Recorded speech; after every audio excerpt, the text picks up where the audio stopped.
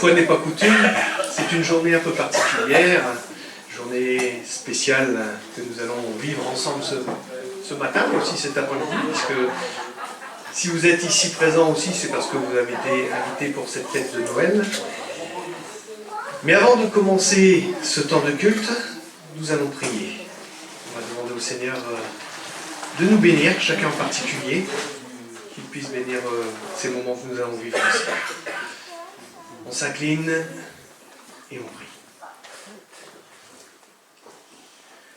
Père éternel, nous sommes reconnaissants d'être ici présents. Dans ta grâce, tu nous as permis de monter en ce lieu pour vivre des temps qui, nous le voulons, t'honorent et te glorifient. Seigneur, nous rappeler encore ce matin que tu es venu par amour pour chacun d'entre nous, nous accorder la grâce et le pardon. Seigneur, merci de bénir ces moments, de bénir ces chants, de bénir ta parole, de bénir aussi ce temps de partage de la scène. Et vraiment, tout ce qui sera fait, dit Seigneur, nous te le plaçons devant toi. Et que cela puisse non seulement fortifier notre foi, mais aussi faire naître, si c'est nécessaire, eh bien, la foi dans les cœurs. Père, nous te remettons toutes ces journées dans le nom de Jésus. Amen. Amen. Voilà. Nous allons commencer par quelques chants. Ce premier chant que j'ai choisi pour chacun de nous ce matin, il y a une grande nouvelle. La grande nouvelle, bon, certes, et ça, on le sait, nous qui connaissons, on va dire, la parole de Dieu et connaissons la Bible, Jésus n'est jamais né un 25 décembre. On le sait très bien. Mais ça a été un temps défini, pas mal d'années, où, voilà, cette fête a été, on va dire, créée pour se souvenir de la naissance de notre Sauveur et notre Seigneur. Après, c'est vrai qu'elle dévie facilement vers une fête commerciale, hein, la grande bouffe, les petits gâteaux et tout ça, les cadeaux. Mais nous, c'est pas cela que nous voulons, on va dire, célébrer aujourd'hui. Cette fête qui, entre guillemets, eh bien, est la fête de tous ceux qui placent leur espérance et leur foi dans le Seigneur. Publiez bien haut la grande nouvelle. Le ciel, eh bien, est ouvert à tout être humain. Et non pas quelques-uns, à tout être humain. C'est-à-dire que la grâce est offerte à tous. On chante. Et si vous voulez vous lever, vous pouvez vous lever.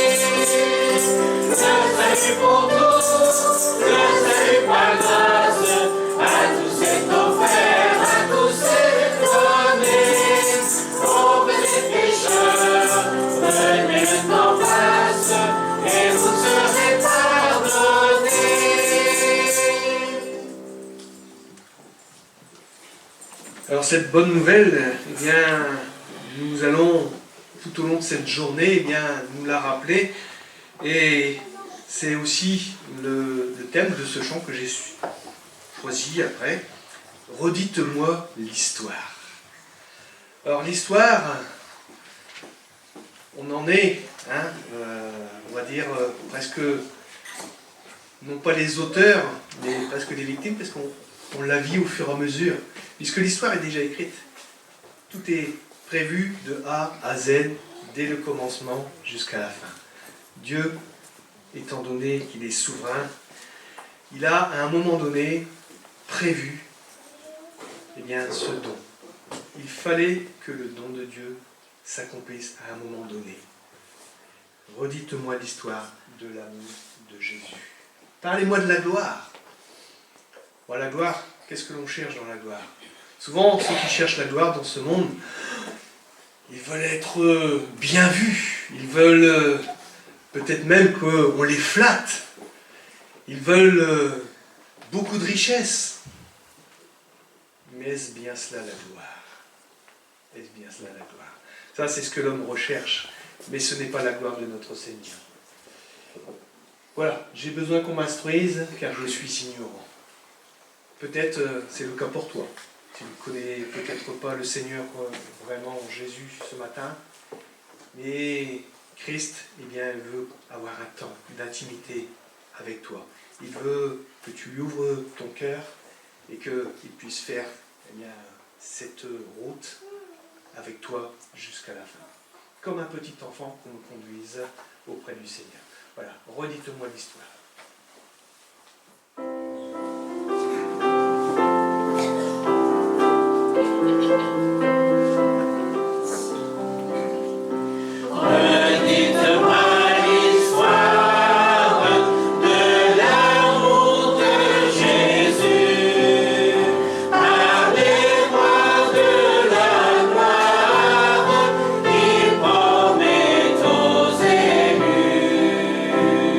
Yeah.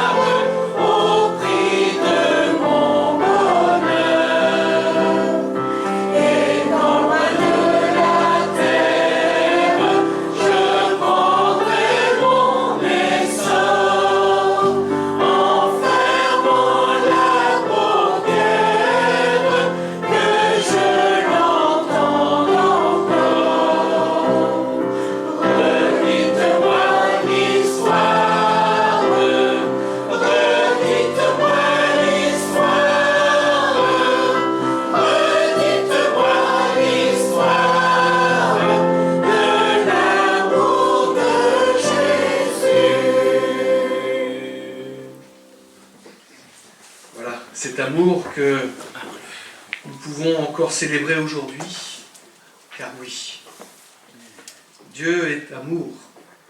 Mais cet amour, il n'est pas resté simple parole, comme la parole d'un homme.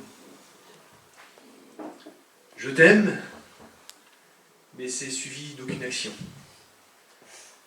Ce n'est suivi de rien. Parfois, c'est ce que l'on peut voir, même ressentir. Mais quand Dieu dit « je t'aime », eh bien il le prouve. Et il l'a prouvé en manifestant Jésus-Christ, en nous offrant le plus beau des cadeaux. Certes, cette fête de Noël, eh bien, nous voulons nous rappeler que c'est le cadeau de Dieu. Qui pour nous, eh bien, comme des enfants, je ne pense pas que nous avons été très sages durant cette année.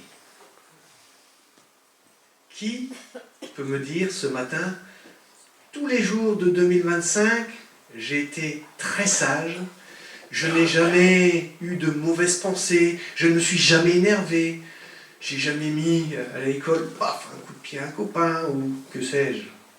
On pourrait mettre 3 petits points derrière tout ça, et pour les grands, je pourrais en dire aussi. On est loin d'être parfait. Toi, tu vas plus à l'école. Mais heureusement, heureusement, et moi non plus. Mais nous sommes toujours à l'école de Dieu. Cette école qui nous permet de grandir, mais aussi d'apprendre à connaître l'amour de notre Seigneur, parce que même quand un enfant nous désobéit, est-ce qu'on ne l'aime plus pour autant? Est-ce qu'on le rejette pour autant? Bien loin de là. Certes, on le réprime, on lui dit « Ah, je ne suis pas d'accord avec toi, ce que tu as fait là, c'est pas bien. » On rectifie les choses. Eh bien, Dieu avec nous, eh bien, il agit de la même façon. Et il continue à nous aimer, mais son amour est intarissable. Son amour est parfait. Et au travers de cet amour parfait, eh bien, il se façonne un peuple. Un peuple qui veut lui être fidèle, l'Église. Ce peuple qui veut l'honorer et le glorifier régulièrement. Pas simplement le dimanche, pas simplement à partir de 10h, là maintenant, hop, ça y est, Seigneur, je veux te glorifier. Non, c'est tous les jours de notre vie, à chaque instant. Et là, le challenge, eh bien, il est très haut. Mais n'oublions pas que le Seigneur a dit, sans moi, vous ne pouvez rien faire. Alors, continuons de nous appuyer sur la grâce de notre Seigneur en Jésus-Christ. Ô peuple fidèle, Jésus vous appelle. C'est le prochain chant. Venez en ce lieu, ô peuple fidèle, venez voir le roi des cieux. Certes, nous ne serons pas comme les mages qui ont dans leur campagne eh bien, vu et entendu cette chorale d'anges. Mais nous sommes là ce matin parce que nous savons très bien que ce Jésus qui est venu, maintenant fait sa demeure en nous. Et c'est là ce que les anges eh bien, voulaient proclamer, la grâce veut habiter parmi vous et en vous. Venez voir le roi des cieux, que votre amour l'implore, que votre foi l'adore, et qu'elle chante encore ce don précieux.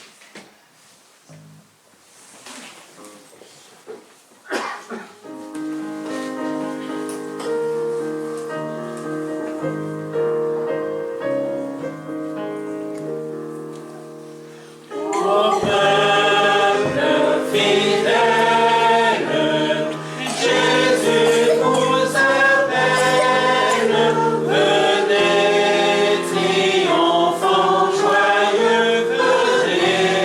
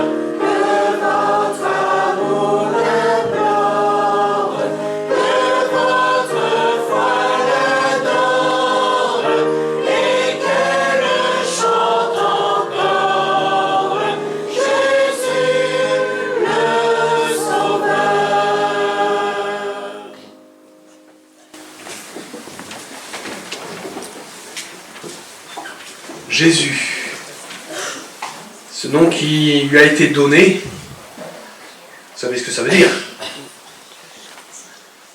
De l'hébreu, sauveur. Celui qui sauve. Et Christ, loin. Le sauveur, loin. Celui qui a été, on va dire, prévu dès la fondation du monde. Dans le plan de grâce de notre Seigneur, eh bien, il nous a donné, alors non pas un roi qui vient sur son char de guerre pour combattre le méchant. Non, il est venu comme un petit enfant. Il est venu sur cette terre avec l'humilité. Cette humilité que, eh bien, tout à chacun, nous pouvons comprendre. Il n'est pas né, dans un palais. Il n'est pas né auprès d'une famille richissime, puisque son père, entre guillemets, adoptif, Joseph, n'était que le charpentier. Sa maman, pas très âgée, était une humble servante, tout simplement. Mais de ce petit foyer, eh bien, Dieu a suscité quelque chose de glorieux. Comme l'a dit la parole, la Vierge sera enceinte, parce qu'elle ne pouvait pas venir d'un homme, cette semence. Elle ne pouvait venir que de Dieu. L'Éternel te couvrira de son ombre. Et la jeune Vierge deviendra enceinte. Ça, c'est quelque chose de merveilleux. On a peut-être même du mal à concevoir, mais c'est le plan de Dieu. Parce que c'est la perfection de Dieu qui s'accomplit. Et en son temps, les choses se sont accomplies. Et c'est pour ça que nous pouvons encore chanter ce chant. Voici Noël. Oh, quel beau jour. Voici Noël, ô douce nuit. Et là, l'étoile qui nous conduit, c'est pour les mages qui venaient d'Orient, là, qui venaient de loin. Ils ont suivi. Alors, je ne suis pas astronome, hein, pas du tout. Mais il y a des choses qui étaient écrites.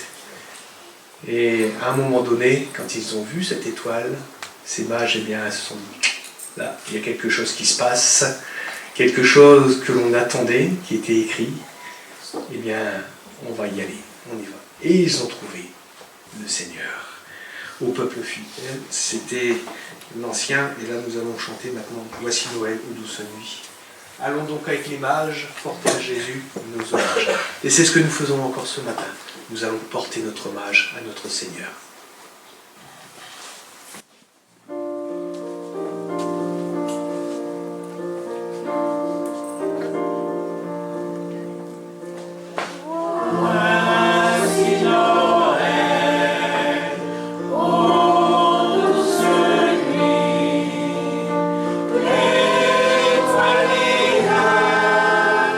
Qui aujourd'hui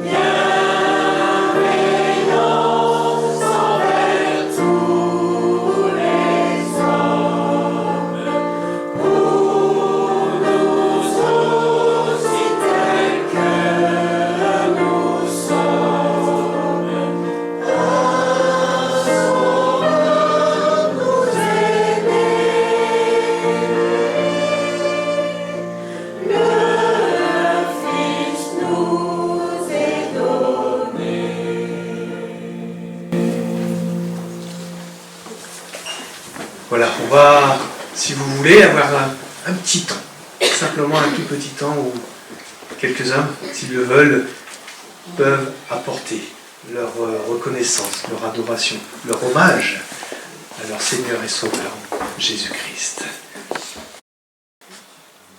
Voilà, avant de prendre la scène, j'aimerais encore chanter avec vous ce chant, peut-être un peu difficile, mais on va y arriver. Agnus Dei.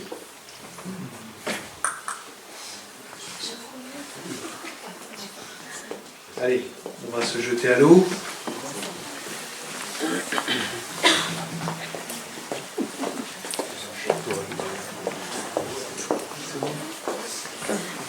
D'abord, Bastien a répété.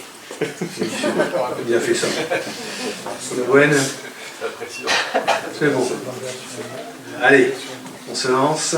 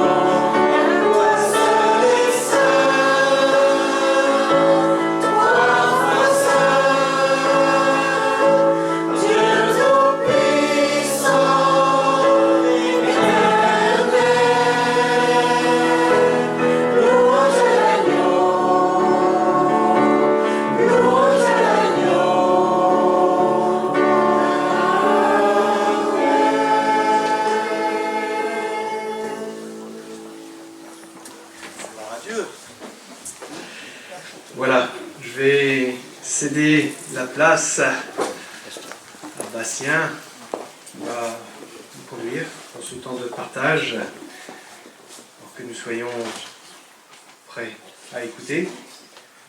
Ouvrons les yeux, mais surtout les oreilles de notre cœur.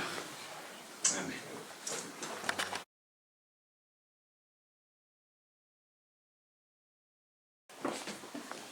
Bonjour tout le monde, ceux que j'ai pas vu. Oui, on va faire sortir les enfants avant. Denis a oublié, mais c'est pas grave. Je l'avais noté en plus.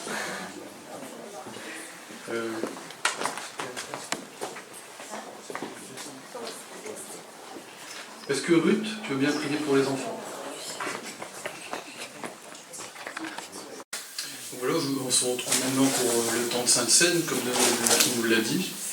Et donc aujourd'hui c'est notre culte de Noël, mais la Sainte Seine, ça ne pointe pas vers la naissance de Jésus, mais vers sa mort et sa résurrection. Donc voilà. Mais Noël, ça pointe quand même vers ça.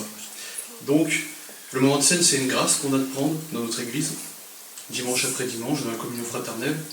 C'est un moment d'adoration, centré sur le Seigneur, pas sur nous-mêmes. Pendant ce moment, on prend un temps pour vraiment nous souvenir de sa vie, qui était parfaite, de sa mort, pour nos péchés et de sa résurrection. Le fait que le Seigneur va revenir, et de la nouvelle alliance qu'il a scellée en son sang. Une fois pour toutes, comme nous dit l'Écriture. Donc voilà, ce moment, c'est pas juste une simple tradition qu'on prend dimanche après dimanche, par habitude, mais c'est vraiment un acte d'obéissance aux paroles du Seigneur, qui nous encourage et qui nous commande de faire cela en mémoire de lui. C'est aussi un moment utile à notre foi, qui glorifie Dieu. Dans nos vies, malheureusement, on oublie souvent l'Évangile, et Dieu qui connaît nos cœurs, nos faiblesses, nos limites, il permet qu'on puisse se souvenir de ce moment avec ce repas de Sainte Seine. Donc simplement, un petit rappel pour dire que la scène est utile, même ici, dans un culte de Noël. Voilà. Donc, comme je l'avais dit, c'est la fête de Noël aujourd'hui, donc je vais essayer d'être dans le thème, parce que de mémoire, l'année dernière, c'était moi qui l'avais fait. Vous avez lu un passage de l'Ecclésiaste, je vois un Kiri dans le fond qui s'en souvient. Donc je vais faire un peu différemment dans le thème de Noël, voilà. C'était juste une petite blague. Donc, avant de lire le passage, vous êtes tous au courant, quand vous baladez dans la rue, vous voyez tous les fameuses illuminations de Noël, les guirlandes sur les maisons, même ici en fait, dans les magasins, bref, il y a des lumières partout. Donc, moi, on peut se demander avec ça, dans le monde, dans notre société qui vit sans le Seigneur Jésus, notre monde pareil, on peut se demander qu'est-ce qu'elle représente, ces lumières finalement. Quelle est la lumière que le monde possède? Où est la lumière du monde dans le monde?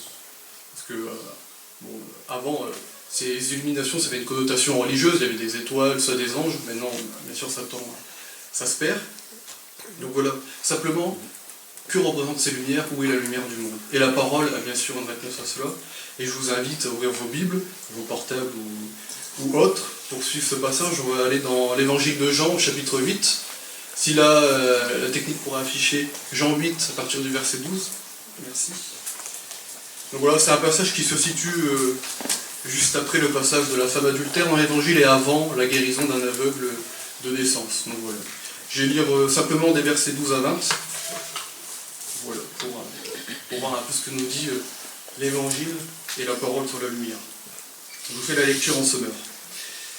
Jésus parla de nouveau en public. « Moi, je suis la lumière du monde, dit-il. Celui qui me suit ne marchera pas dans les ténèbres, il aura la lumière de la vie. » Là-dessus, les pharisiens lui répondirent, « Tu te rends témoignage à toi-même, ton témoignage n'est pas vrai. » Jésus leur répondit, « Oui, je me rends témoignage à moi-même, mais mon témoignage est vrai, car je sais d'où je suis venu, et je sais quand... » Pardon, j'ai sauté une ligne. Je reprends, mon témoignage est vrai, car je sais d'où je suis venu et où je vais. Quant à vous, vous ne savez pas d'où je viens ni où je vais. Vous jugez selon des critères purement humains, mais moi, je ne juge personne. Et à supposer que je porte un jugement, ce jugement est vrai, car je ne suis pas seul pour juger, mais avec moi il y a aussi le Père qui m'a envoyé. Le témoignage commun de deux personnes n'est-il pas vrai? C'est ce qui est écrit dans votre loi. Eh bien moi, je suis mon propre témoin, et le Père qui m'a envoyé me rend aussi témoignage. Mais où est-il ton Père? S'exclamèrent-ils. Vous ne connaissez ni moi ni mon Père, répliqua Jésus. Si vous m'aviez connu, vous connaîtriez aussi mon Père.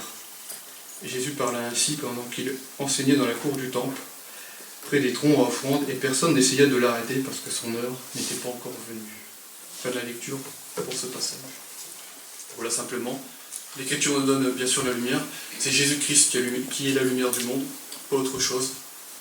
Et quand on prend la scène, on se souvient de ça, qu'autrefois on était dans les ténèbres de notre propre péché, dans les ténèbres de la condamnation à mort devant Dieu en raison de notre état de pécheur. Mais maintenant, comme nous sommes en Jésus, nous qui l'avons accepté, qui croyons en lui, nous sommes dans sa lumière, dans la lumière de la vie. Christ nous a accordé son pardon avec sa mort à la croix. Il nous a accordé la justification, la réconciliation, l'adoption, et encore plein de choses. Ça, c'est la lumière, et c'est seulement grâce à Christ. Et Jésus nous dit, qu'en marchant avec lui, nous ne serons pas dans les ténèbres. Nous croyons cela ce matin.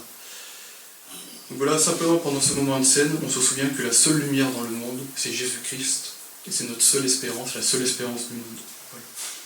Ensuite, on voit dans le récit que les pharisiens, donc les juifs de l'époque, les adversaires de Jésus, ils accusent Jésus tout simplement de mentir, mais Jésus leur répond avec sagesse, il dit que Jésus déjà sait la vérité, il sait d'où il est venu et où il vient, et où il va, pardon.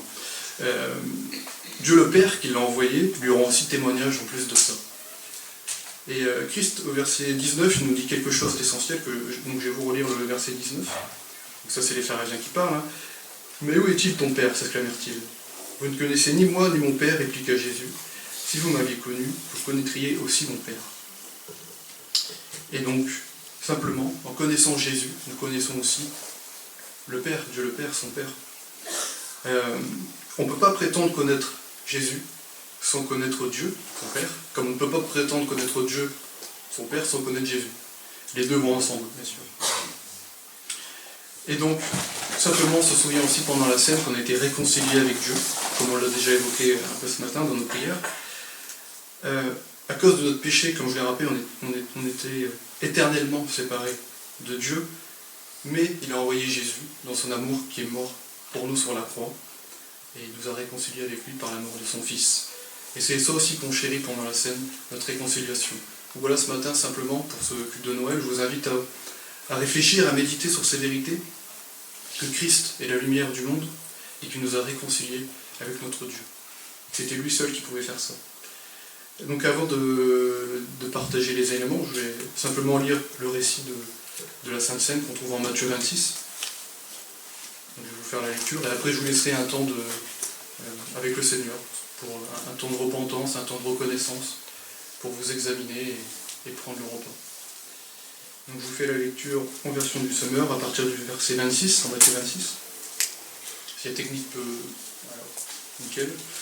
Donc, au cours du repas, Jésus prit du pain, puis après avoir prononcé la prière de reconnaissance, il le partagea en morceaux.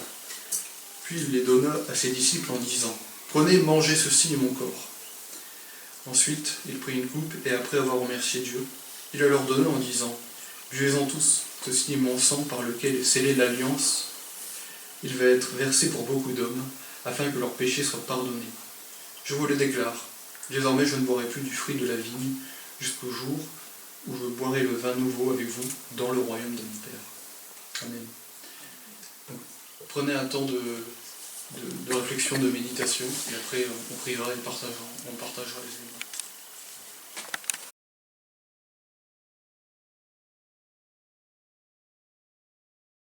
Voilà Bastien, moi je suis comme toi, hein, je me souviens de ce que j'ai dit l'an dernier. C'est un peu le défi, hein, année après année, d'apporter une prédication pour un temps de Noël. En y réfléchissant, je me suis dit, j'ai l'impression de me répéter d'année en année. Oui, c'est sûr qu'en avance en âge, je commence à radoter. Hein. Mais il y a toujours des choses nouvelles certainement à dire hein, à propos de la venue de Jésus. Alors je suis tombé sur un petit livret hein, qui m'a... Voilà, Noël cousu dans l'aujourd'hui. Hein. Comme je suis à la librairie, je vois les choses arriver. Et ça m'a interpellé, j'ai regardé ça, j'ai vu des approches un peu originales. Et je vais en partager une avec vous ce matin. Il faut rendre à César ce qui appartient à César. Hein. C'est pour ça que je cite le livre. L'Évangile le fait aussi, hein, puisqu'elle attribue à César Auguste la naissance de Jésus à Bethléem. Hein. C'est grâce au recensement qu'il a ordonné que Jésus est né à Bethléem. Donc, si vous cherchez des idées pour la fête de Noël, enfin pas pour cet après-midi, hein, ça sera un peu court, mais pour l'année prochaine, c'est le livre de l'Église, il sera, je ne sais pas, peut-être dans la bibliothèque. Je vous propose que Noël éveille tous nos sens. Nos oreilles, nos yeux, nos mains, nos bouches et notre nez. Noël s'invite par tous les sens. D'abord par l'ouïe, entendre Noël. Est-ce que vous aimez entendre ce mot, Noël? C'est plutôt un mot agréable, hein? C'est un mot doux, c'est un mot qui ouvre un mot qui est beau, un mot qui ouvre un temps de fête. Peut-être il fait naître un petit peu de nostalgie, hein? Il rappelle les récits racontés au coin du feu. Mais surtout, il nous rappelle un gros livre appelé la Bible. Noël passe par les oreilles. De génération en génération, les gens ont transmis ce récit. Ils ont raconté la venue au monde d'un Dieu qui s'est fait tout petit. À l'écoute du récit, oui, fermez les yeux. Vous entendez le bêlement des moutons que gardaient les bergers? Vous entendez le message transmis par l'ange? Ce message qui fait du bien, n'ayez pas peur. Je viens vous annoncer une bonne nouvelle, qui sera une grande joie pour tout le peuple. Aujourd'hui, dans la cité de David, un sauveur est né pour vous. C'est le Christ, le Seigneur. Et tout à coup est apparue une chorale d'anges qui s'est mis à chanter. Ça devait être un concert extraordinaire à entendre. Je ne sais pas si vous aimez les concerts de Noël. Moi, ça me manque un petit peu aux alentours de Noël. Vous me direz, ouais, Marc, c'était l'ancien temps, hein. Mais aujourd'hui, comment est-ce qu'on peut entendre Noël? Alors, c'est vrai, il faut se frayer un petit peu, hein, un chemin dans tout le brouhaha qui entoure cette fête, hein. Les spots publicitaires et les haut-parleurs qui déversent des tonnes de mélodies à gros volume, qui nous font parfois vibrer, hein, au son de Douce Nuit, de Minuit chrétien, des anges dans nos campagnes et autres. Hein. Heureusement qu'il y a Noël, sinon on ne pourrait pas chanter ces chants. Hein. Nous, on a à peu près 2 dimanches, hein, pour les chanter. Il faut en profiter. Noël s'entend aux cloches qui carillonnent, peut-être au grelot, hein, sur les traîneaux, selon la culture anglo-saxonne, ou peut-être au silence de la neige qui tombe, hein, dont on espérait, enfant, on espérait tous les ans avoir un Noël blanc. Noël s'entend au cri de joie que poussent les enfants, hein, quand ils découvrent les cadeaux tant espérés. Et ils rivalisent de youpi, de hurrah, de chouette, de c'est super. Mais dans le tumulte ou le silence, est-ce qu'on entendra Dieu frapper à la porte de nos cœurs? Noël s'entend, Noël se voit. Regardez, l'étoile qui brille dans la nuit. Regardez les bergers qui gardent leurs troupeaux. La lumière qui enveloppe l'apparition de l'ange. L'ange indique aux bergers où voir le sauveur et comment le reconnaître. Vous trouverez le petit enfant couché dans une mangeoire, enveloppé d'une couverture.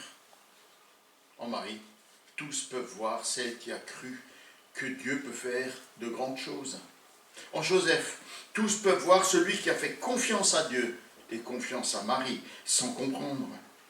En l'enfant Jésus, nous pouvons voir que Dieu a choisi de se faire tout petit pour entrer dans notre monde. Dieu n'aime pas le spectaculaire, le tape à l'œil. Il aime les choses simples, les choses mystérieuses, les choses merveilleuses, comme la naissance d'un enfant. Oui, c'était dans l'ancien temps. Mais comment est-ce que je peux voir Noël aujourd'hui? Alors même dans ce monde incrédule, hein, Noël se voit de façon extraordinaire. Ne serait-ce que par les milliers d'ampoules électriques, hein, auxquelles tu as déjà fait référence, multicolores qui illuminent les rues, les jardins, les maisons, les vitrines, notre église, les sapins par milliers. On accroche des guirlandes partout. Quand j'étais enfant, c'était une partie de la fête, hein. Après la fête de Noël à l'église, on montait dans la voiture de mon papa et il nous emmenait dans la rue commerciale de la ville qui était illuminée, hein, de guirlandes. C'était, pour nos yeux d'enfants, un ravissement, un enchantement. À Noël, la lumière dissipe les ténèbres et nous montre un Dieu plus fort que nos nuits. Quand je suis arrivé, on m'a demandé si ça me choquait, hein, que la croix soit illuminée. Mais vous savez, depuis la croix, nous dit l'Écriture, l'Évangile illumine tout homme. Touché. On peut toucher toucher du doigt ce qui fait l'exception de Noël. Alors d'abord, il y a l'âne, hein, cet animal qu'on dit bête, mais qui se met au service humblement pour porter Marie. Marie qui a le ventre bien rond, hein, qui sent bouger en elle l'enfant qu'elle porte. Il y a la paille. Alors la paille, c'est pas très doux, hein. Je ne sais pas si vous avez l'expérience de ça, couchez-vous dans la paille, vous vous en souviendrez. Hein. Ça pique. Et c'est pas très doux pour accueillir un nouveau-né. Hein. Mais au moins, ça tient chaud. Et puis, il n'y a rien d'autre. Et puis, en contraste de cette paille, il y a la peau du bébé. Cette peau hein, qu'on voudrait caresser, qui est toute douce. C'était l'ancien temps. Aujourd'hui, comment on peut toucher Noël? On peut par exemple toucher Noël quand on ouvre un cadeau. Un cadeau, ça fait plaisir. C'est une manière de faire sentir à l'autre, tu comptes pour moi, je t'aime. Noël se touche du doigt quand on se donne de la peine pour partager, pour aider. Noël se touche du doigt quand on fait l'effort de sourire, de secourir, de partager, de s'engager, d'espérer. Noël nous donne à toucher la bonté de Dieu. Selon ce que dit l'Écriture, sentez et goûtez combien le Seigneur est bon. Sentir. Vous sentez les bonnes odeurs de Noël? Là, ça sent le repas, ça commence à sentir le repas de tout à l'heure. Hein. Mais vous sentez ces bonnes odeurs de Noël? Alors chez nous, ça sentait les petits gâteaux, les fameux bredala, hein, quand Noël approchait à la maison.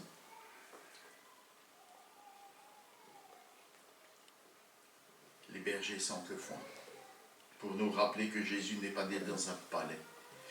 Il est né dans une étable. Et dans cette étable, il devait y en avoir des odeurs. Hein. Vous êtes déjà entré dans une étable? Ouais, ça fait la grimace. Hein. Quand on sort près des exploitations agricoles où il y a des animaux, on dit « Ah, ça sent la campagne. Hein. » C'est ce que ça devait sentir. Hein. L'odeur du bétail, d'âne, peut-être de mouton, de bœuf. Je ne sais, hein, la tradition a rapporté pas mal de choses. On ne sait pas ce qu'il y avait précisément là. Dieu vient vers nous, il entre chez nous, même là où notre vie ne sent pas très bon. Les mages viennent de loin. Ils apportent à l'enfant de l'or, mais aussi de l'encens et de la myrrhe, ces parfums de grand prix qui se répandent dans l'air. Pour eux, rien n'est trop beau pour accueillir le Fils de Dieu, rien n'est trop cher pour remercier Dieu de se soucier de nous. C'était l'ancien temps, mais aujourd'hui, comment on peut sentir Noël? Alors dès le temps de l'Avent, hein, les odeurs de Noël remplissent l'air, les senteurs boisées de sapin, l'arôme énivrant de la cannelle, le parfum délicat des pains d'épices et des agrumes, l'odeur des bougies, le vin chaud, les bredala. Enfin, je ne sais pas, hein, selon vos traditions, on peut sentir l'odeur de Noël partout. À la maison, dans les rues, même au supermarché. Mais nous, quelle odeur répandons-nous? L'odeur désagréable de la dispute et de la jalousie? L'odeur agréable de l'amour que nous avons les uns pour les autres? Si nous aimons notre prochain comme nous-mêmes, Dieu sent cette odeur agréable. Tout le monde sent cette odeur agréable. Et ça sent bon Noël. Noël, c'est aussi goûter. Et je vous invite à goûter à la joie de Noël, sans retenue. Comme le nouveau-né que Marie tient contre elle et qu'elle nourrit.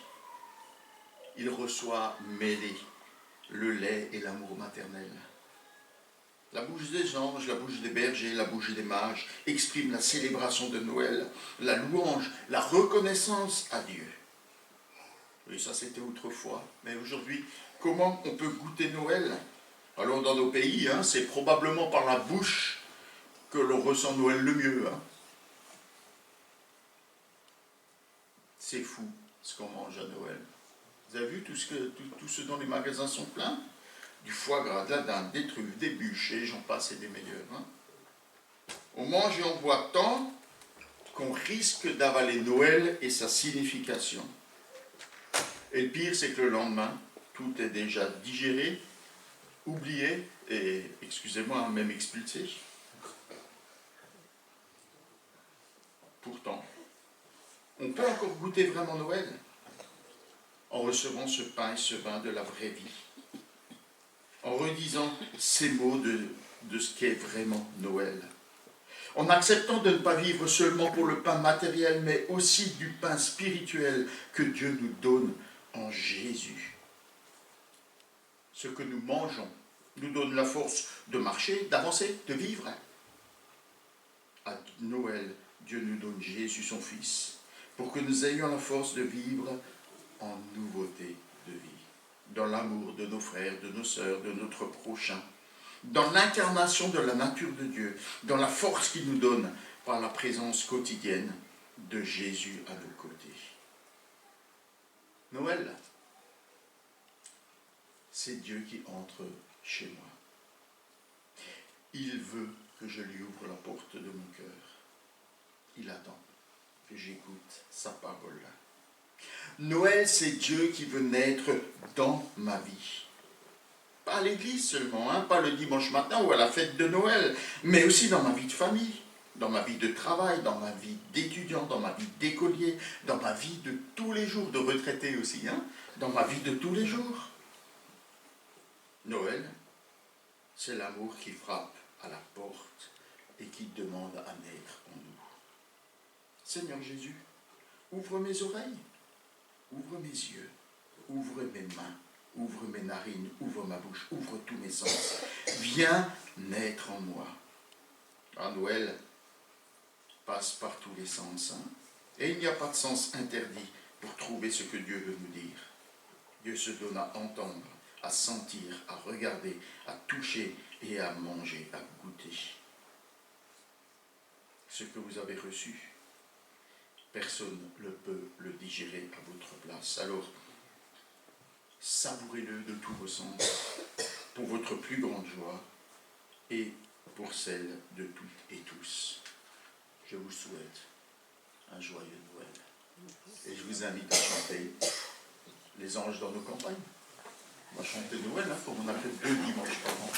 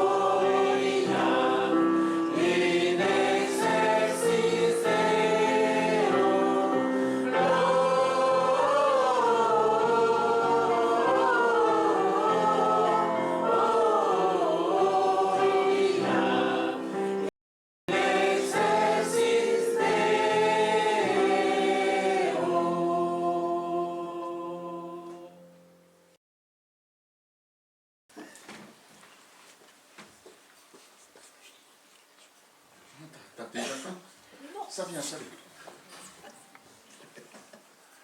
Alors, les annonces. Bientôt sur vos écrans. Voilà, aujourd'hui. Bon, on va revenir à ça tout à l'heure. On poursuit, je reviens à la fin. Cette semaine, on va avoir lundi le groupe des dames à 14h30 chez Chantal. Non. Alors, c'est quoi cette slide? Alors, Mathis? Non, non, c'est pas toi, c'est une blague. Alors, les Gédéons vont distribuer des petits bleus, hein, voilà ce qu'on appelle les petits bleus, hein, des Nouveaux Testaments, devant les établissements de l'Épide et le lycée des Dunes cette semaine, donc mardi 16 et jeudi 18. Pensez à cela, priez pour cela, que ces jeunes, ben, ils aient connaissance, hein, de la bonne nouvelle de l'évangile qui nous est donné en Jésus-Christ. Et puis, voilà, prions pour ces frères et sœurs, hein, qui ont à cœur de faire cette distribution, que le Seigneur les encourage et que ça se passe paisiblement. Hein? Mercredi, nous aurons notre étude biblique, ici et par Jitsi, sur les psaumes des montées. Évidemment, chacune est bienvenue pour cette étude biblique. Groupe de quartier. Alors, jeudi à 14h30 chez Annie Vasseur. Voilà notre groupe dans la semaine. Dimanche prochain, on démarre la journée par un temps de prière à 9h20. Hein. Voilà, vous êtes les bienvenus. Ceux qui ont l'habitude savent, et les autres, n'hésitez pas à prendre cette bonne habitude. Hein, voilà. La prière, c'est une bonne habitude. Et puis nous aurons dimanche prochain un culte à 10h, culte qui aura pour thème, devinez, Noël.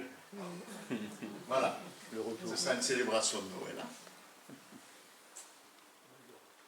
Alors, si vous êtes intéressé par une soirée de réveillon le 31 décembre, veuillez vous approcher de notre sœur Ruth. Voilà, ça, si vous êtes seul ou si vous avez, voilà, voyez Ruth. D'accord? Les anniversaires vainqueurs.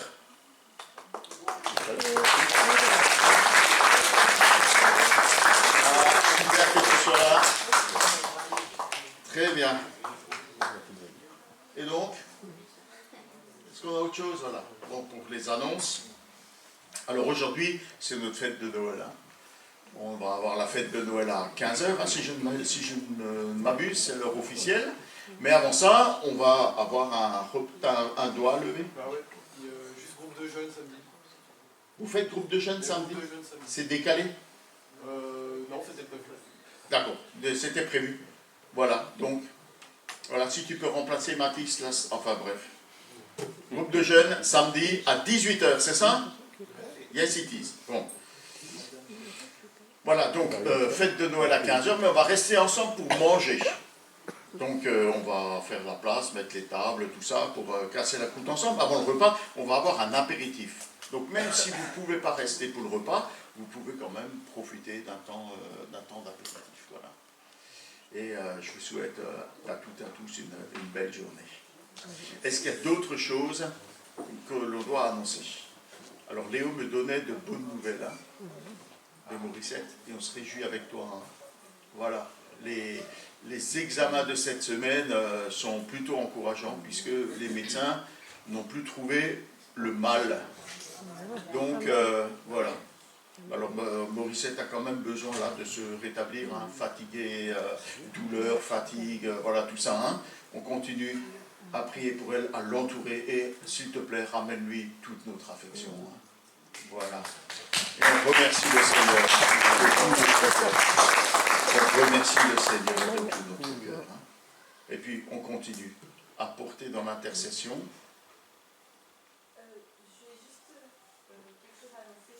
J'ai besoin de remplir le carnet de prière pour ceux qui sont intéressés pour votre nom, votre adresse, etc. Donc je vais passer avec un petit carnet à la fin, enfin pendant le repas peut-être. D'accord. Donc Yarda a accepté de se charger de la révision de notre carnet de prière de l'Église. Si vous ne savez pas ce que c'est, elle vous expliquera. C'est simplement, on a un carnet où on note les frères et sœurs, comment on peut les joindre, leurs enfants, pour qu'on puisse se souvenir d'eux, prier pour eux. Après, on distribue un exemplaire à chacun, ce qui permet à chacun de pouvoir se joindre les uns les autres, de prier les uns pour les autres. Voilà, ça fait un long moment qu'on ne l'a pas fait, et il me semble que ça redevient utile, voire nécessaire, voilà, pour pouvoir prier les uns pour les autres. Donc merci Yarda de te soucier de ça et de te donner ce travail. Ouais. Donc, avant de rendre la parole à Denis pour clôturer, je vais quand même donner la parole à Alex pour remercier le Seigneur et pour nous remettre les uns les autres à sa grâce. Tu veux bien? Notre Dieu, c'est vrai, nous voulons te remercier pour ta grâce dans nos vies, pour le magnifique don qui nous a été donné en Jésus-Christ, d'être incarné, de mourir sur cette croix, ressuscité, pour nous donner la vie. Je te remercie aussi pour cette journée que nous voulons mettre à part, spécialement pour fêter cette venue du Sauveur parmi nous, sur cette terre. Et je te prie vraiment que ce soit une journée de joie, de communion fraternelle, nous puissions ensemble nous réjouir de cette venue. Et manifester ton amour au milieu de nous. Merci pour cette grâce encore, notre Dieu. Cette bénédiction que nous est donnée en Christ. Amen. Amen.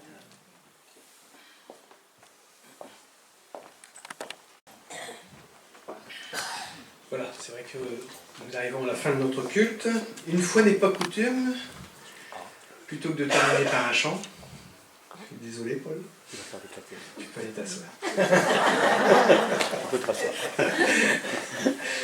Non, je prends soin des anciens quand même. Donc je prends soin de moi aussi. Terminer par un poème. Un poème que j'ai trouvé, qui est beau. Et je voudrais vous le partager. Et le titre de ce poème, c'est « Un bébé pas comme les autres ». Qui est donc ce bébé ? Qu'a-t-il de si particulier pour que tous viennent l'adorer, les mages, les anges et les bergers? C'est celui par qui tout existe. C'est celui qui en tout subsiste. Il vit de toute éternité. Et c'est en lui, que tout fut créé. Il est le chef de la création, souverain sur toutes les nations. Aucune puissance ne peut l'égaler. En toutes choses, il est le premier. Cet enfant est le Créateur. C'est Dieu qui vient comme un sauveur. Puissance divine, faiblesse humaine. Voilà le mystère de Noël.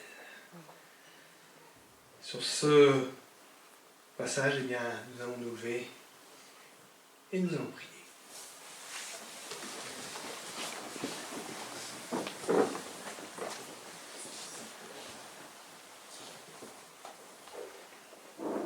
Notre Dieu et Père, nous voulons te remettre maintenant ces temps de partage que nous allons avoir au cours de ce repas. Et Seigneur, nous voulons déjà te rendre grâce pour tous ces bienfaits que tu nous donnes de partager dans la communion fraternelle. Seigneur, merci parce que c'est par ta grâce que nous pouvons vivre ces choses. Et Seigneur, nous voulons te dire merci aussi pour ta venue. Cette venue exceptionnelle, mais exceptionnelle dans l'humilité et dans l'amour. Père, nous voulons vraiment t'honorer, te glorifier de ce que tu as eu pour l'humanité que tu as créée. Tant de bonté, tant de grâce, tant de patience. Et Seigneur, nous voulons élever encore à ce moment le nom de Jésus-Christ, le Sauveur oint, venu dans la chair au travers de ce petit enfant, au temps marqué. Et Seigneur, merci parce que au temps marqué aussi, eh bien, tu as accompli ce qui devait se faire pour le pardon et le rachat de nos péchés. Seigneur, à toi la louange, l'honneur, la puissance, la gloire pour l'éternité, Père, au nom de Jésus. Amen. Dieu vous bénisse et bon appétit.